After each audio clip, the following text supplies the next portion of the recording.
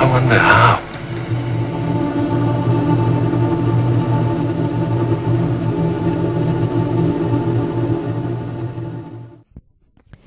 This is an entirely new concept based on the original series from 1975 to 1976 by ITC.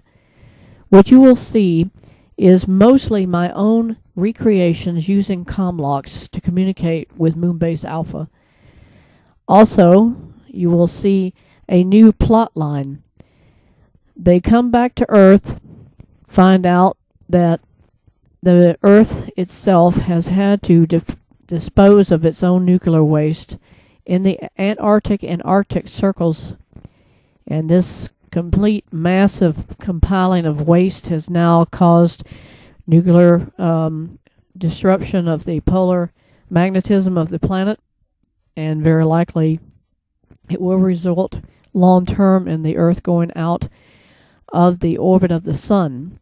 And of course I leave a lot of questions unanswered about that because I only did 6 parts, but it's still fun to watch the chance of seeing the show again, and the idea that the Earth is kind of 2 different places at once. The time frame of how Earth would be if the moon had returned to Earth, and then second, I've included the subject matter of our current Earth with Obama and everything else happening. So this series is sort of 2 in 1, current time and a futuristic time of what it would have been like if Moonbase Alpha had returned to Earth 15 years later.